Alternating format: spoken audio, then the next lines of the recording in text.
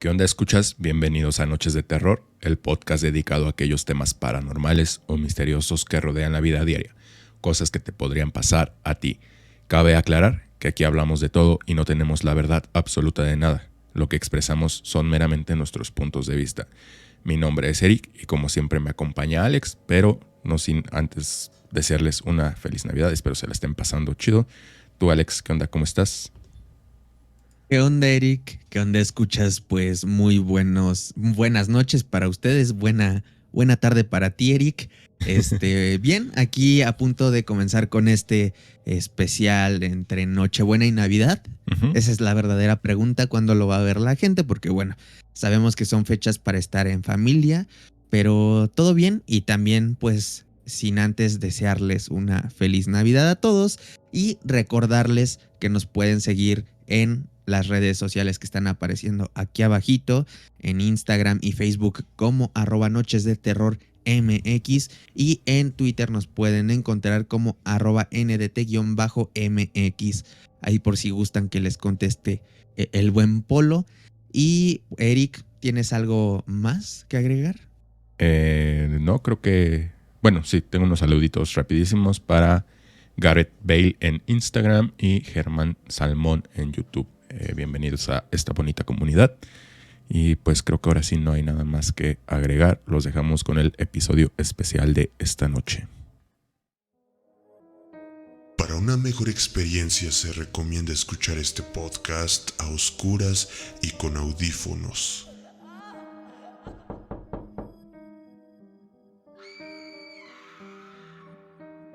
Bienvenidos a Noches de Terror.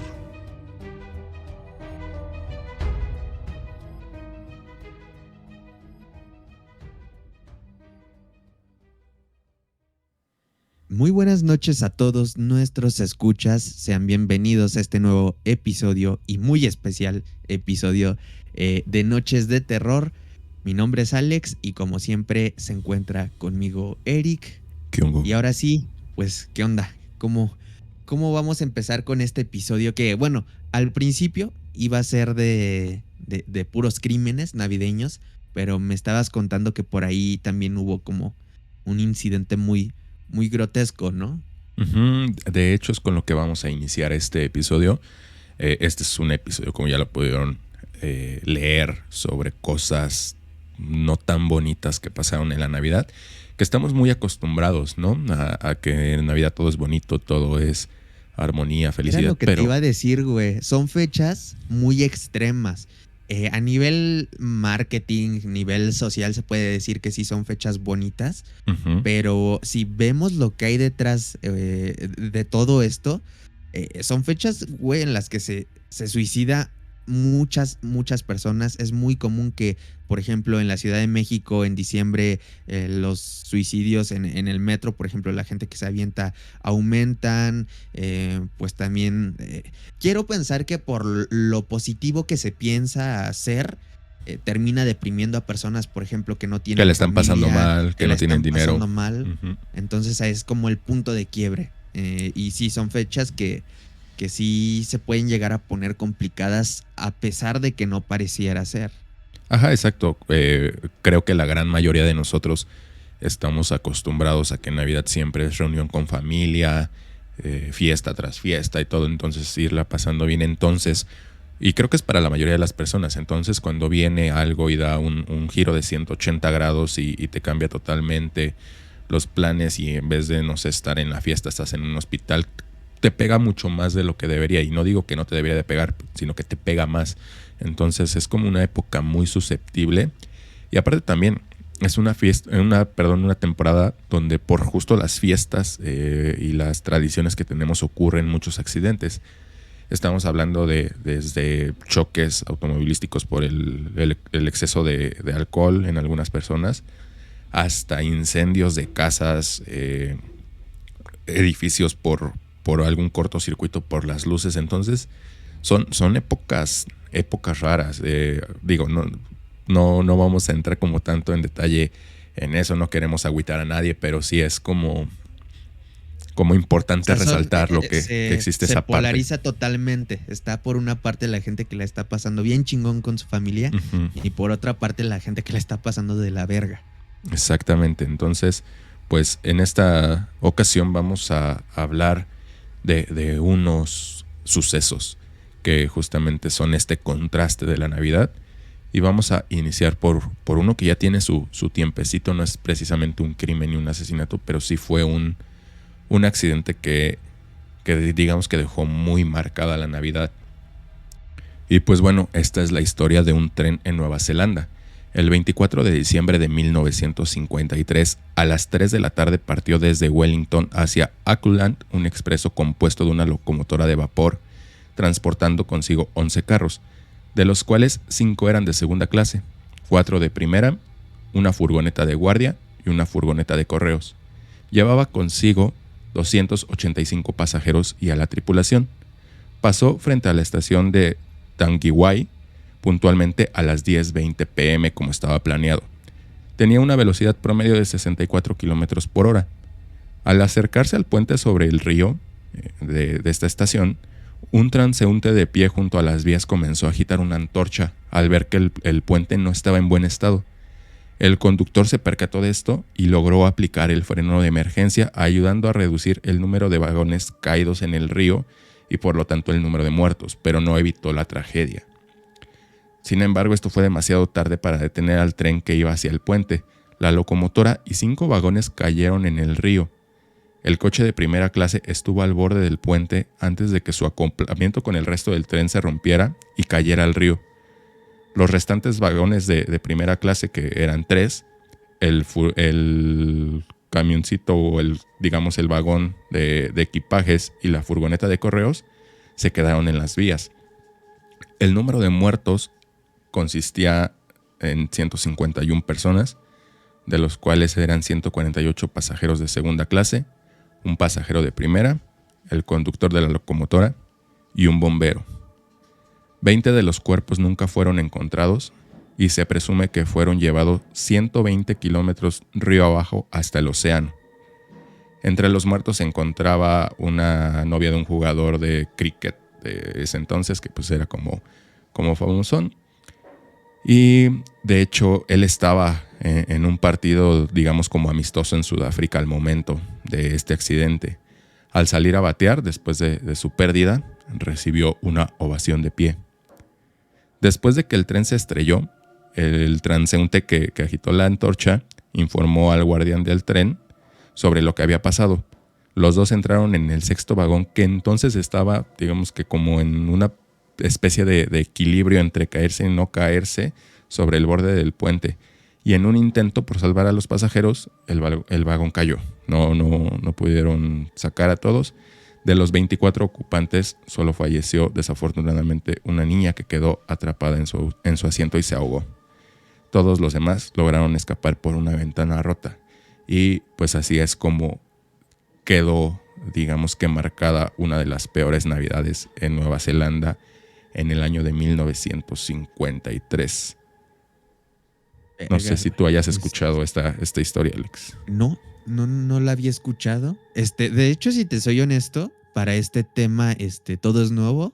Como que no sé si no había un video o un podcast o algo que hablara en específico como de una recopilación de sucesos trágicos en Navidad. En Navidad. Y y para mí todo es nuevo.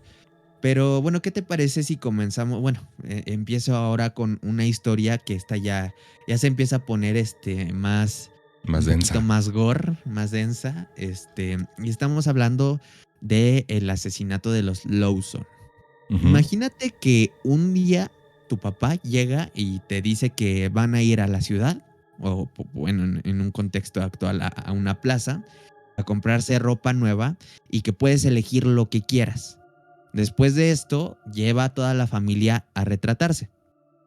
Para una persona promedio en la actualidad, pues esto no suena nada descabellado, pero para una familia de granjeros en plena crisis de 1929, es el equivalente a que el día de hoy tu papá llegue con un iPhone 13 y se lleve a toda la familia de viaje a Cancún. O, Eran o- muy o- caros o los con retratos. una consola de las nuevas que no hay en ningún maldito lado, güey. Pero Con un bueno. Xbox Series X. Patrocínanos Microsoft. Pero bueno, esto fue lo que le sucedió a los Lawson unos días antes de su última Navidad. La historia de esta familia comenzó en 1911 cuando Charles Lawson se casó con Fanny Menring, con quien posteriormente tuvo 8 hijos. El tercero, William, nació en 1914, pero murió 6 años después, en 1920, derivado de una enfermedad degenerativa. No se profundiza, en realidad no se sabe ni siquiera qué enfermedad era, únicamente su estado de salud fue deteriorándose y es lo poco que se sabe.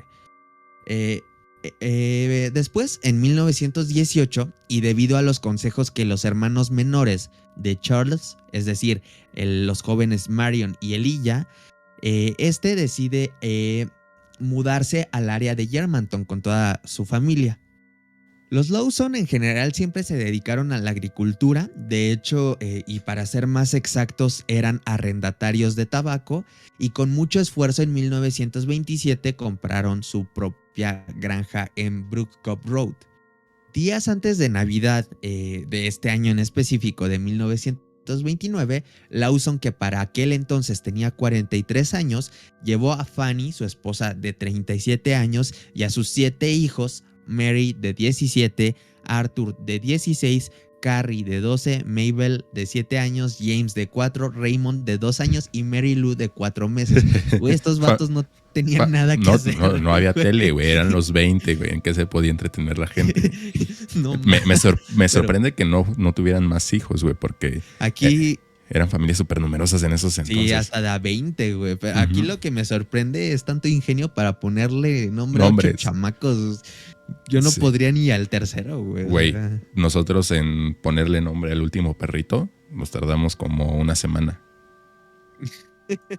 Pero bueno, los llevó al pueblo, obviamente, a comprar ropa nueva y a hacerse un retrato familiar. Esto, como ya lo mencioné, habría sido poco común en esos tiempos para una familia rural de clase trabajadora, lo cual posteriormente llevó a pensar que todo esto, lo que iba a suceder, ya estaba premeditado y había algo raro ahí. De hecho, muchos de los vecinos coincidieron totalmente con esto, que o sea, es como si llegara quizá tu papá con un carro nuevo y se pusiera a presumírselo a todos los vecinos. O sea, sí fue algo muy sonado para el vecindario, por así decirlo, de Germantown. Es el pueblo donde sucedió esto. Y todo el mundo en ese entonces se sacó de onda. En la tarde del 25 de diciembre, Lawson primero le disparó a sus hijas, Carrie y Mabel. Aquí viene algo pesado, güey. Esto sucedió cuando salían hacia casa de sus tíos. Las esperó junto al almacén de tabaco hasta que estuvieron al alcance de su escopeta, pero no murieron. Estaban moribundas cuando posteriormente las apaleó para asegurarse de que ahora sí estuvieran muertas, güey. O sea, las niñas no murieron principalmente por los disparos, sino por los golpes. O sea, sí, obviamente fue un factor el desangramiento, pero, o sea, ahí no murieron. Su papá las terminó rematando, básicamente. Y puso los cuerpos en el almacén de tabaco. Eran terrenos muy grandes porque realmente la familia no se dio cuenta. Los fue cazando, por así decirlo, en grupitos. Ajá. Entonces, imagínate, es como si tú estás comiendo, no sé, en el piso de hasta arriba y abajo están matando a tu mamá o a tu papá, güey. O sea, no te das cuenta ya cuando bajas o ya cuando el asesino viene por ti. O sea, así de grande eran las granjas, perdonando muy. Sí, o sea, me suena esto totalmente a las películas tipo slashers que están todos en un cuarto y en las salas están asesinando a alguien y ni siquiera se dan cuenta, güey, hasta que ya tienen ellos al asesino ahí o alguien va a la cocina y ve al vato ahí en el sillón todo y está atrás el vato, güey. Por ejemplo, de eso acabo de terminar de ver Chucky, que yo creo que para el episodio de la siguiente semana voy a tener la reseña horrorosa de eso porque acabo de terminarla de ver ayer. Y hay una escena al final donde están así en el cine todos. Y Chucky empieza por abajo a picar los asientos, güey. Y nada más de repente un vato le cae. Bueno, le pone la esposa las palomitas para que agarre, güey. Y las llena de sangre. Y ella come palomitas con sangre y ya se da cuenta que empiezan a matar a todos, güey. Algo así me imagino. Qué asco, con güey. esto, Esa no güey. era Valentina. Esa no era Valentina, exactamente. O Catsup. Pero bueno, después de esto, Lawson regresó a la casa y le disparó a Fanny, su esposa, que estaba en el porche. Cuando se escuchó el disparo, Mary, apúntate bien este nombre, güey. Mary era la hija mayor de este matrimonio, Ujú. que estaba adentro, gritó, mientras los dos pequeños, James y Raymond, intentaron encontrar un sitio donde esconderse. Lawson le disparó a Mary y después encontró y mató a los dos niños. Finalmente mató a la bebé, Mary Lou. Aquí no se sabe bien qué pasó o cómo mató a la bebé, pero igualmente muchos relatos apuntan a que la mató a golpes. O sea, fue a la única que no le disparó, sino simple y sencillamente se limitó a golpearla, que creo que es la muerte más cruel de todas. Esa y la de las primeras niñas, güey. O sea, no murieron con el disparo y las terminó Ujú. rematando. Después de los asesinatos se fue al bosque cercano y varias horas más tarde se suicidó disparándose. El único sobreviviente fue su hijo mayor, Arthur, de 16 años, a quien Lawson envió a hacer un recado justo antes de cometer los crímenes. Pero aquí no acaba la cosa, ya que hay una serie, o más específico, un par de teorías que cambiarían totalmente el móvil de este asesinato. Ujú. El primero es que Charles tuvo un golpe unos días antes de que pasara esto y obviamente le afectó el comportamiento y terminó asesinando a su familia. De hecho, es algo muy común. Sí. Por ejemplo, pasó en el caso de Chris Benoit. Ujú. De hecho, me gustaría hacer como después un episodio sobre eso. Pero esto fue rápidamente descartado por la autopsia. Cuando le hicieron la autopsia a Charles, no encontraron ninguna lesión extra en el cerebro más que la que fue producida por el arma de fuego con la que se suicidó. Mira, habiendo tantas posibilidades de lo que te pasa después de un golpe de la cabeza, como aprender a tocar piano, saberte otro idioma, güey, ¿por qué te tiene que convertir en un asesino, güey? Ese no fue un buen regalo de Navidad por parte Ya sé, de Santa Claus, güey. Pero esa es solo una de estas teorías. De hecho, hay muchas, pero las dos principales son estas. La segunda, y aquí se pone más interesante, es que Charles abusaba sexualmente de Mary. Y ahorita te explico por qué. Porque terminó en esto. No fue hasta la publicación del libro Navidad Blanca, Navidad Sangrienta en 1990 que emergió la acusación de que Charlie había abusado de Mary. Esto vino a partir de una fuente anónima que oyó un rumor durante una visita a la casa de los Lawson poco después de los asesinatos, porque cabe mencionar que después de que sucedieron estos asesinatos, la hermana de Charles, me parece que sí era la hermana de Charles, optó por no limpiar la casa, no levantar nada, la dejó tal cual y puso un museo para que la gente pudiera visitar la escena del crimen. Qué enfermo, güey. Así de pinches enfermos estaban, güey. Sí.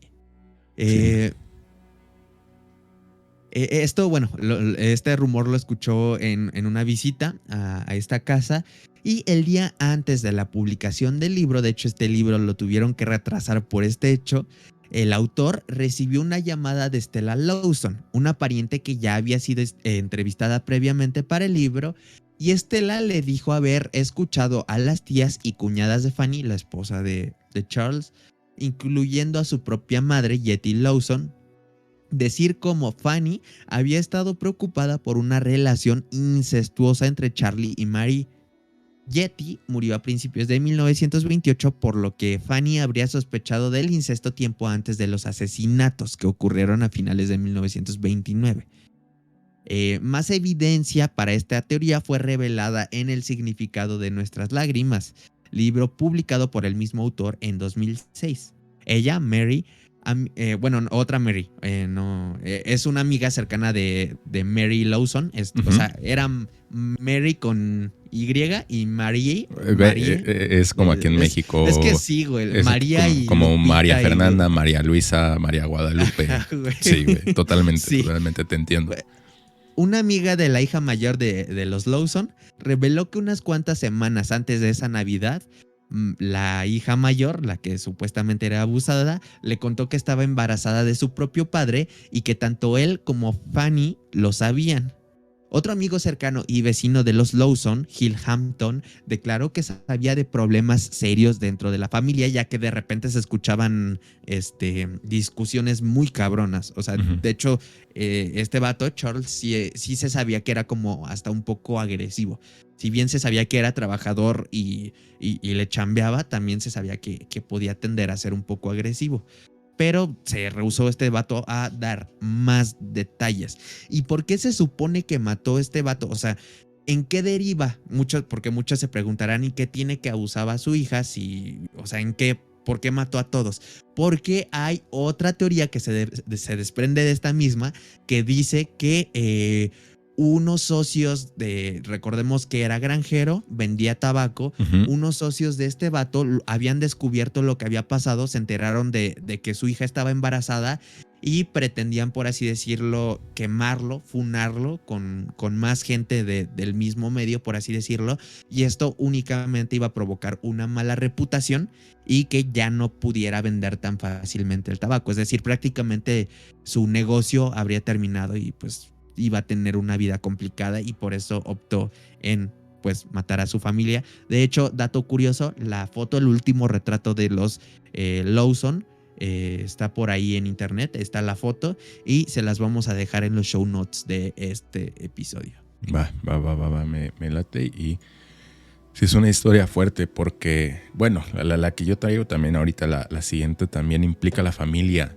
Y es que no sé si es mi punto de vista y lo que hemos comentado en otros episodios, que conforme vamos avanzando en esto, como que nos vamos desensibilizando de las cosas, te vas acostumbrando como a estereotipos y estamos ya muy, muy, digamos que acostumbrados a escuchar estas masacres donde gente sí mata a personas cercanas, pero es más raro escuchar de familia. O sea, son contados los casos de familias, y a mí son los casos que hasta el momento bueno, más bien hasta el día de hoy me siguen sorprendiendo, cuando un propio miembro de la familia asesina a los demás, porque sí es como, ¿cómo puedes hacer eso con la gente que te rodea? O sea, entiendo que son problemas mentales y no hay una explicación clara ni una excusa para esto, ni obviamente para personas que no conoces. Pero hasta cierto punto me hace más clic, me logro entender un poco más, generar ciertos recelos con personas externas a la familia para llegar al grado de quererlos asesinar, que con tu propia familia nuclear, güey. En este caso que estamos hablando de hijos, esposa y sobre todo los hijos, güey. O sea, son su propia sangre. Entonces, son los casos que a mí al día de hoy me impactan más, y este es uno de ellos. Yo no lo conocía. Y yo tampoco, es totalmente nuevo para mí y sí está heavy. De hecho, bueno, de lo que yo investigué es el más heavy. Ahorita viene uno que a mí me dio un poquito de asco, pero bueno, no sé si quieras continuar con otro que traigas. Uh-huh. Ahora vamos con la historia del Santa Claus asesino. Y les advierto que esa sí está también un poquito fuerte. La llegada del barbón de traje rojo, lentes, cuyo rostro evoca dulce sentido de la Navidad, se acerca. Niños de todo el mundo esperan con ansias al ser bonachón que, conduciendo un trineo jalado por renos, llega al mundo proveniente de uno más lejano, para meterse por las chimeneas y dejar regalos a los niños que se portaron bien. Santa Claus, Papá Noel o San Nicolás tiene una historia milagrosa que no siempre fue evocadora de dulces momentos. Cuenta la historia que su inclinación por los niños surgió a raíz de una masacre en la que decenas de ellos fueron acuchillados.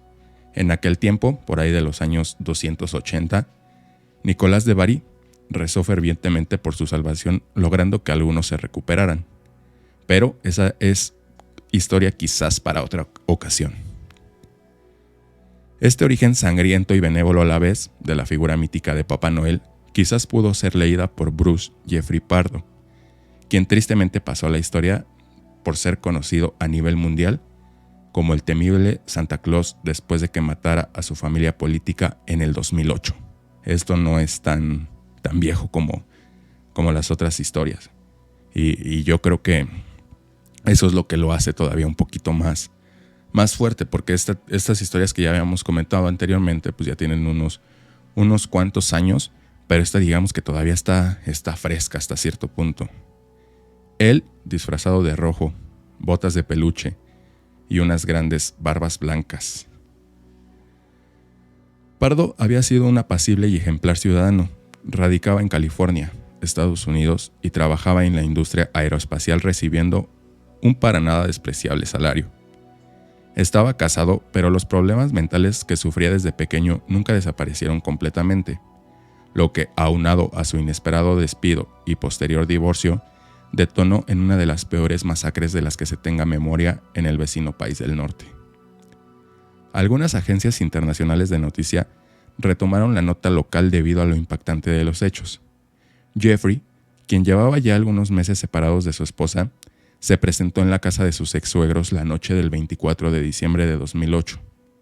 Narran las crónicas de aquel entonces que tocó el timbre de la casa, ubicada en Covina, California, para ser recibido con un abrazo de una niña de 8 años, quien se emocionó al verlo disfrazado de Santa Claus. Este sería el último Santa Claus que la menor abrazaría.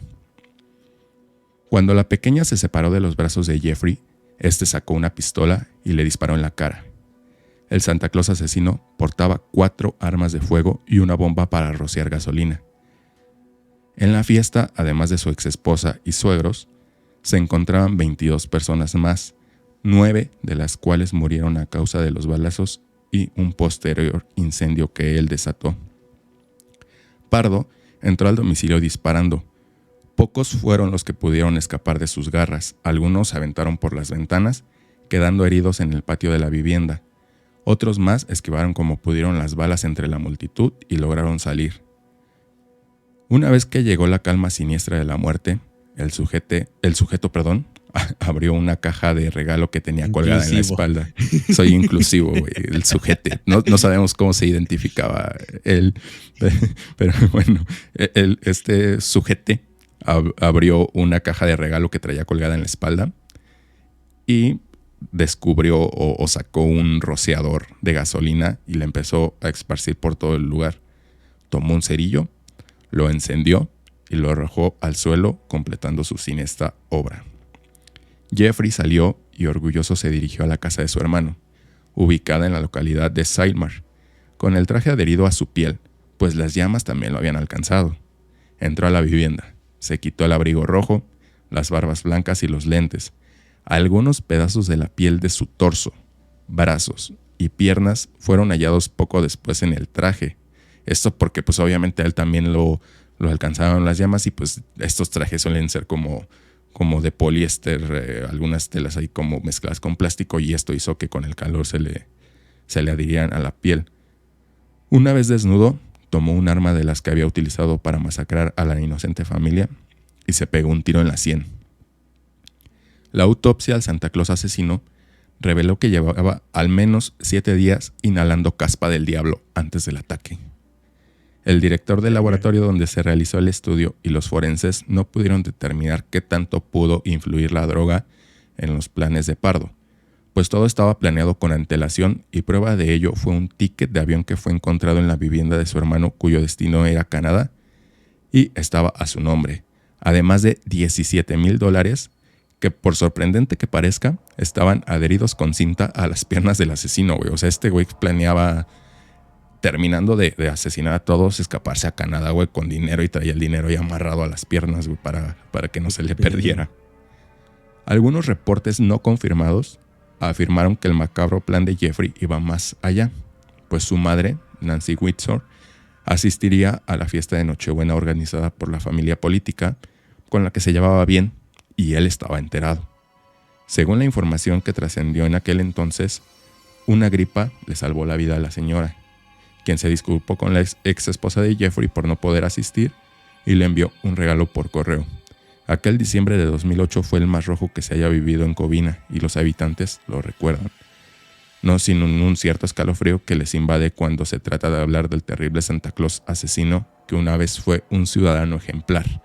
Y aquí es a lo que voy, güey. O sea, este dude era una persona con un buen trabajo, con una buena vida, y que una mala racha y ciertos problemas mentales, güey, desencadenaron una de las peores tragedias que ha habido en este condado de Covina, güey, más específicamente de todo el estado que es en California, y que fue justamente en Nochebuena, güey, el 24 de diciembre, durante una fiesta.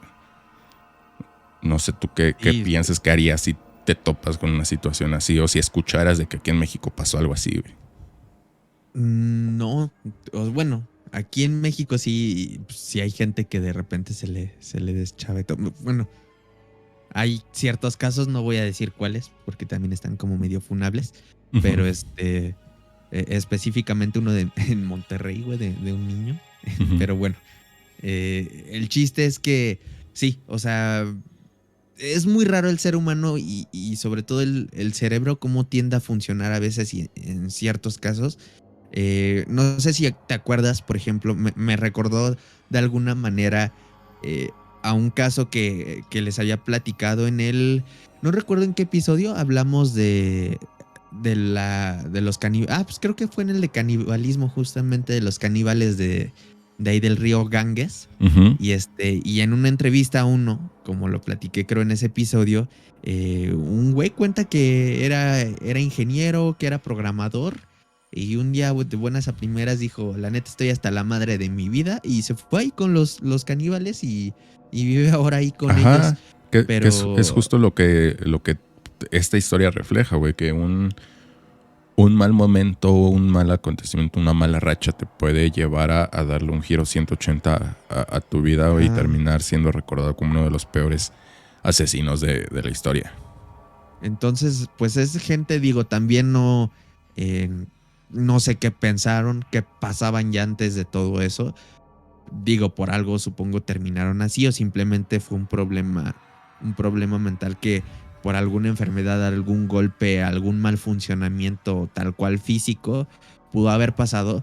Pero sí está muy cabrón como la vida te puede cambiar de un momento a otro. O sea, no sabes si mañana vas a estar matando gente. Que aquí de las cosas más sorprendentes y más resaltables de esta historia es que el cabrón fue disfrazado de Santa Claus a cometer el asesinato, güey. O sea, fue más allá con eso, y traía inclusive la bomba de gasolina, que son como estos, digamos, como con los que fumigan, los tanquecitos con los que fumigan, que traen una manguerita.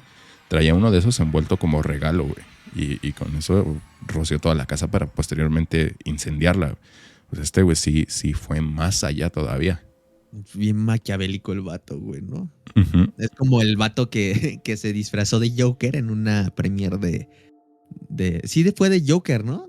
En una premiere de Batman, y se plomeó a O recientemente, güey, creo que fue en China o en Japón, en uno de esos dos países. Sí, en el metro igual. El vato que se subió al metro disfrazado, bueno, no disfrazado de Joker. No iba disfrazado de Joker, pero traía un traje como moradito, porque no iba pintado ni nada. Sí iba disfrazado, según yo. Según yo nada más traía el traje, no iba pintado ni nada. Y se subió al metro y comenzó a apuñalar a gente, y después incendió un vagón, güey.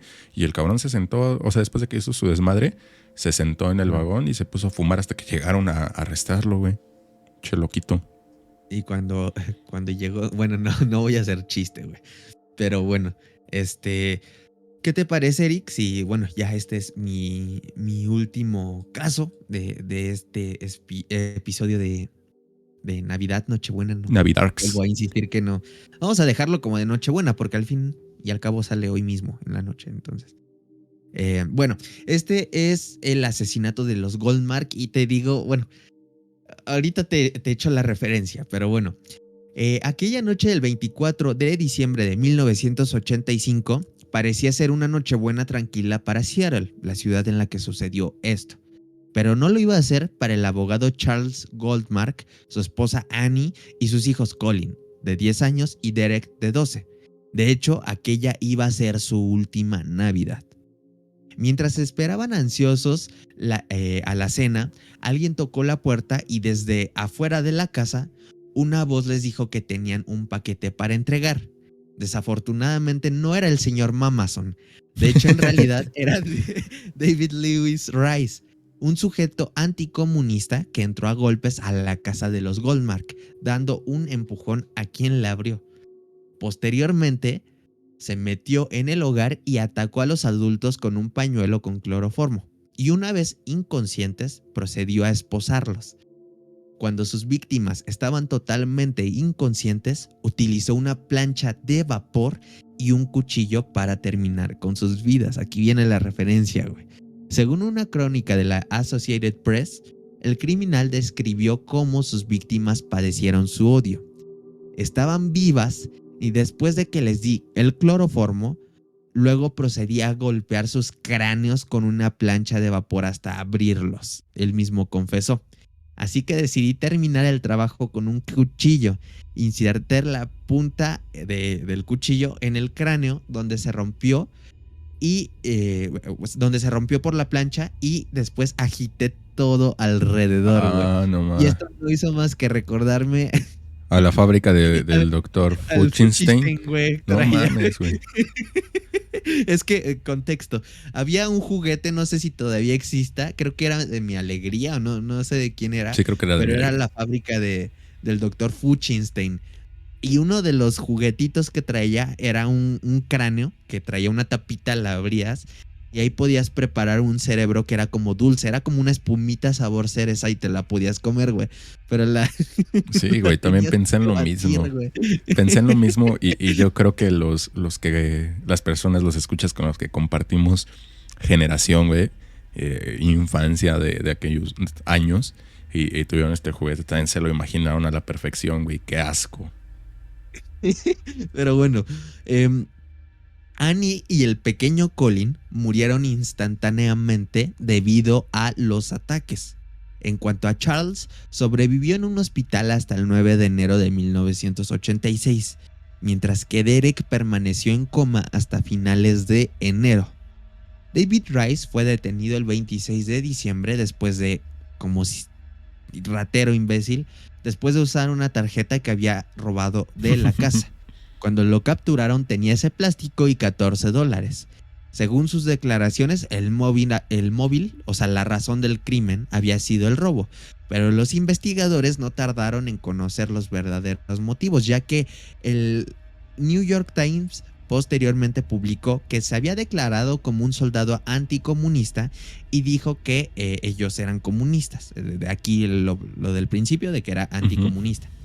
De ese modo negó que el ataque haya tenido vínculos antisemitas, porque de hecho pensaban que esta familia pues eran judíos, pero no, al final resultó que ni eran judíos ni eran comunistas.